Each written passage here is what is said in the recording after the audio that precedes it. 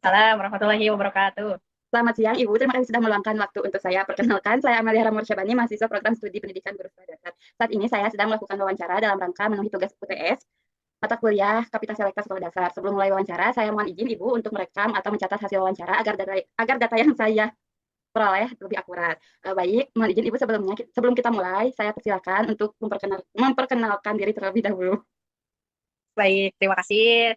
Sebelumnya perkenalkan, nama saya Asri Martiani Nur Hasanah. Kebetulan saya sekarang mengajar di salah satu SD di Kabupaten Bogor, yaitu SDN Mengker, Kabupaten Jawa. Kebetulan sekarang saya mengampu mata pelajaran PJOK untuk jenjang kelas 1 sampai 6. Mungkin perkenalannya segitu, dilanjutin ke selanjutnya. Baik, terima kasih Ibu. Mungkin langsung saja ke pertanyaan yang pertama. Sebelumnya Ibu, apa yang Ibu ketahui tentang kurikulum Merdeka?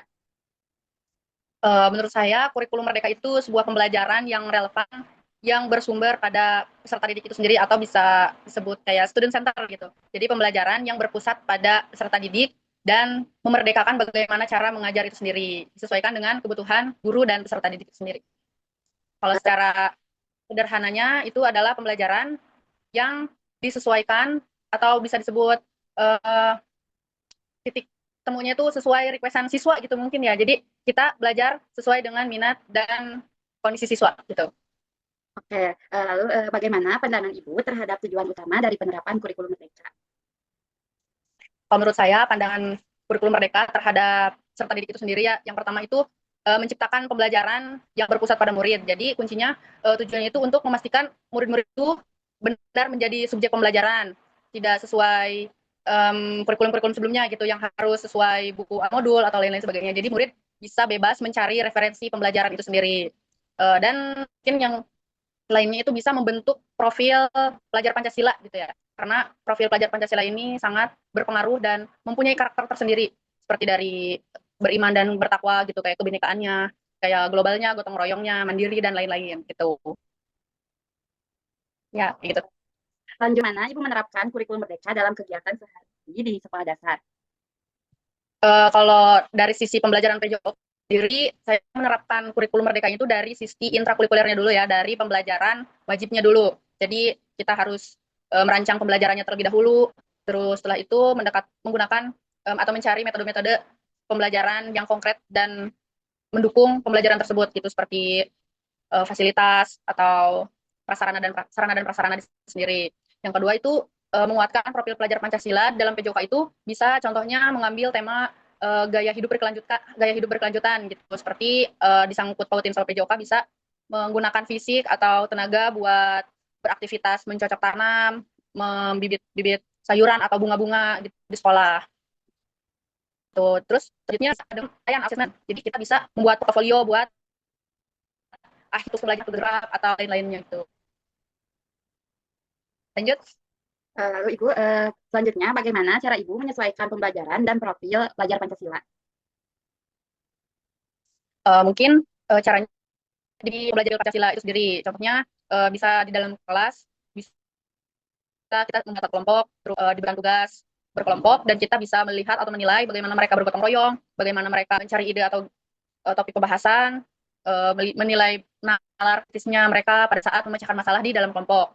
Contohnya di dalam bidang PJOK bisa seperti kemandiriannya itu dilihat dari kemandirian, gotong royongnya dilihat dari kita kalau dalam membuat sebuah, kita harus memenangkan sebuah pertandingan, tapi dengan selalu menomorsatukan sportivitas gitu. Jadi bagaimana anak bisa memecahkan masalah tersebut, harus memenangkan sebuah pertandingan, tapi tidak melupakan nilai-nilai sportivitasan. Mungkin ya contohnya kayak gitu. Nah, itu bagaimana respon siswa terhadap pembelajaran dengan menggunakan kurikulum Merdeka? Sejauh ini respon siswa terhadap kurikulum Merdeka itu responsif sekali ya, responsif positif. Apalagi dalam pembelajaran PJOK itu, anak selalu menilai bahwa setiap minggunya itu pada saat pembelajaran PJOK bermain dan rekreasi gitu. Jadi hampir 90% siswa beresponsif positif pada saat pembelajaran PJOK menggunakan kurikulum Merdeka gitu. Jadi anak-anak selalu bersemangat, selalu antusias, selalu happy banget pada saat jam pelajaran PJOK. Karena dalam pelajaran PJOK itu di jenjang SD itu selalu dilibatkan dengan bermain sambil belajar. Entah itu di dalam kelas, entah itu di luar kelas, PJOK selalu menjadi pembelajaran yang menyenangkan, yang selalu dinantikan oleh semua peserta didik. apa yang Ibu ketahui tentang revisi terbaru pada kurikulum Merdeka? Mungkin revisi terbaru yang saya ketahui lebih ke arah penguatan tata kelola dan panduan praktis di lapangan sih, kayak implementasi kurikulum Merdeka itu sendiri di sekolah kayak gimana gitu. Dari penerapan P5 di sekolah itu harus kayak gimana, terus pengimplementasian metode-metode pembelajaran kurikulum Merdeka itu bagusnya kayak gimana gitu. Paling perubahannya baru mengetahui implementasinya aja sih kayaknya. Selanjutnya, apa saja perubahan penting dalam kurikulum Merdeka revisi dibandingkan dengan kurikulum Merdeka sebelumnya?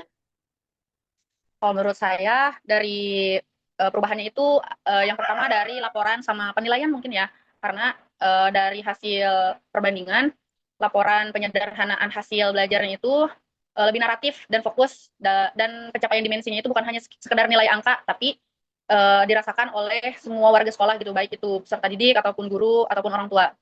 Dan penataan P5-nya sebagai kegiatan wajib di sekolah dan dialokasikan waktu di luar jam pelajaran gitu. Jadi kegiatan PLM ini sangat positif sekali untuk membentuk karakter dan kepribadian siswa. Dan fleksibilitas penggunaan istilah mungkin ya. Jadi ada upaya untuk tidak terlalu kaku dengan istilah-istilah kurikulum merdeka. Tuh, jadi lebih fokus pada esensi pembelajarannya. Lalu yang selanjutnya, bagaimana penerapan kurikulum Merdeka revisi dilakukan di sekolah Ibu saat ini?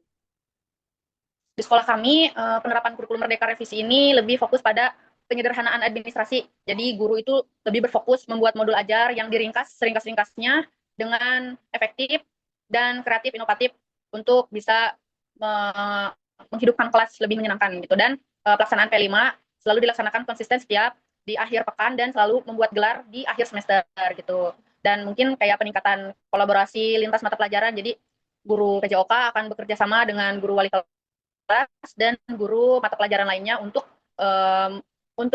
mendorong lebih terciptanya sebuah pembelajaran yang lebih menyenangkan buat peserta didik. Gitu. Lalu yang selanjutnya Ibu, apakah ada penyesuaian dalam penyusunan modul ajar atau proyek profil pelajar Pancasila setelah revisi ini dilakukan? Ya pasti ada penyesuaian karena kurikulum mereka juga bisa disebut masih baru lah gitu ya. Jadi tidak begitu sempurna diimplementasikan di setiap sekolah. Jadi kami menyesuaikan yang paling dasar dulu dari modul ajar. Kami menyederhanakan berbagai komponen pembelajarannya, memastikan tujuannya, langkah pembelajarannya kayak gimana, dan asesmen yang sinkron terhadap pembelajaran yang kita lakukan dengan kurikulum mereka itu sendiri. Yang terpenting kita menyiapkan diferensiasi yang jelas dan baik untuk pembelajaran itu. Dan penyesuaian proyek P5 itu sendiri, karena di proyek P5 itu kan ada berbagai macam tema kegiatan gitu. Jadi kita menyesuaikan mana tema yang mana yang cocok untuk dilaksanakan di sekolah kami. Entah itu dari faktor kondisi objektif sekolah atau faktor lingkungan sekolah atau lain-lain. Jadi kita menyesuaikan proyek P5 itu dengan kondisi sekolah kayak gimana gitu. Jadi biar nyambung antara faktor sekolah kekurangannya apa atau hal yang harus diperbaikinya kayak gimana disambungin sama P5 biar mendukung atau membantu terlaksananya P5 ini. Gitu. Lalu Ibu yang selanjutnya, menurut Ibu apakah revisi kurikulum Merdeka ini membuat proses pembelajaran menjadi lebih mudah atau malah sebaliknya? Kalau menurut saya lebih mudah ya karena adanya kurikulum merdeka ini sesuai definisi tadi yaitu merdeka gitu. Jadi pembelajaran yang merdeka, yang bebas seluas-luasnya, sebebas-bebasnya. Jadi pembelajaran pada kurikulum merdeka ini lebih mudah karena lebih bebas dan inovatif, kreatifnya tuh tidak terbatas. Gitu. Menurut pengetahuan Ibu, apa yang dimaksud dengan Kapita Selekta Sekolah Dasar? Mungkin menurut saya secara sederhana Kapita Selekta Sekolah Dasar itu adalah sebuah kumpulan materi atau isu terpilih yang dianggap penting dan mendasar yang berstruktur pada mata pelajaran inti. Mungkin kayak seperti itu yang biasanya dilaksanakan di sekolah itu apa namanya untuk kesehatan dan sosial budaya di sekolah. Jadi hal-hal yang tidak dirasa menonjol tapi mendasar tapi penting gitu. Baik Ibu yang selanjutnya, bagaimana Ibu melihat keterkaitan antara Kapita Selekta Sekolah Dasar dengan kurikulum Merdeka? Mungkin keterkaitannya bakalan sangat erat sekali dan saling mendukung, terutama kurikulum Merdeka itu adalah sebagai wadah karena kurikulum Merdeka itu balutan pertama dalam sebuah pembelajaran di sekolah gitu. Jadi kurikulum Merdeka bisa dikatakan sebagai wadah dengan menjadi wadah yang ideal untuk mengintegrasikan isu-isu Kapita Selekta di sekolah dan menjadi jembatan P5 mungkin ya. Seringkali kita di sekolah menyesuaikan isi isu-isu Kapita Selekta tadi dengan P5. Misalnya kayak tema gaya berkehidupan berkelanjutan, isu lingkungannya adalah kreativitas lokal atau isu sosial budaya gitu.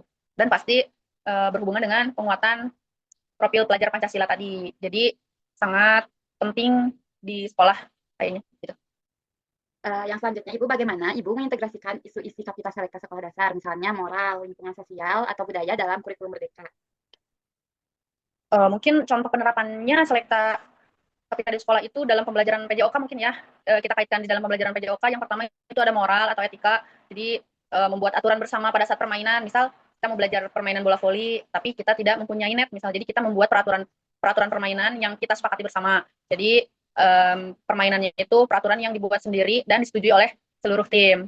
Mungkin dari sisi lingkungannya pembelajaran PJOK bisa contohnya permainan bola kasti misal. Kita tidak mempunyai bola kecil, bisa tuh kita memanfaatkan lingkungan kita, membuat bola dari kertas yang digulung-gulung dan dilakban pakai selotip, atau memukulnya bisa menggunakan sebilah bambu yang ada di sekitar sekolah, dan bisa membantu meningkatkan kreativitas siswa juga gitu ya. Jadi kita tidak berhenti belajar karena dengan alasan tidak ada sarana prasarana kalau lingkungan kita mendukung untuk bisa memodifikasi sebuah permainan atau alat-alat untuk pembelajaran. Kalau dari segi sosial budayanya bisa dikaitkan dengan contoh permainan tradisional ya. Mungkin di sekolah-sekolah sekarang sudah jarang cara bermain lompat tali, bermain egrang, bermain terompah panjang, kayak gitu. Jadi kita bisa memadukan budaya sosial kita dengan sebuah permainan-permainan tradisional yang ada di Indonesia yang anak-anak sekarang jarang dimainkan gitu. Kayak seperti main congklak, main hadangan gitu. Jadi kita bisa mengenalkan berbagai tradisi permainan tradisional yang ada di Indonesia itu sendiri. Gitu. Yang selanjutnya, Ibu bagaimana dukungan sekolah atau rekan guru dalam mengembangkan pembelajaran yang berbasis isu-isu Kapita Selekta? Nah, kalau dukungan sekolah itu pasti sangat penting ya dari kepala sekolah, serta didik dan warga sekolah lainnya dari orang tua dan lain-lain gitu. Karena dukungan sekolah ini tidak dukungan sekolah ini sangat berpengaruh dalam pelaksanaan setiap apapun itu acaranya. Jadi semuanya harus saling mendukung.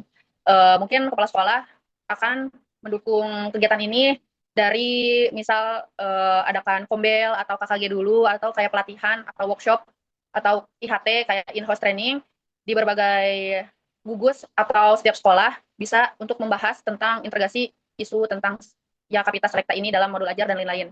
Dan pasti saya sebagai guru PJOK juga pasti harus berkolaborasi dengan guru-guru yang lain, entah itu di bidang agama ataupun dari wali kelas itu sendiri. Jadi semua warga masyarakat sekolah itu harus saling mendukung untuk keberlangsungan pembelajaran di kurikulum mereka ini.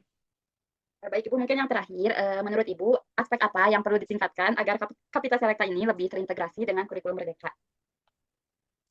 Menurut saya aspek yang paling perlu ditingkatkan dalam Kapita Selekta ini adalah yang pertama pelatihan yang lebih praktis gitu. Jadi karena sekarang kan guru-guru di sekolah udah banyak anak-anak mudanya, udah banyak Gen Z lah gitu. Jadi mungkin bisa melakukan pelatihan secara praktis karena sekarang udah ada digitalisasi, mungkin kita bisa berkolaborasi dengan berbagai platform digital untuk mempermudah pelatihan.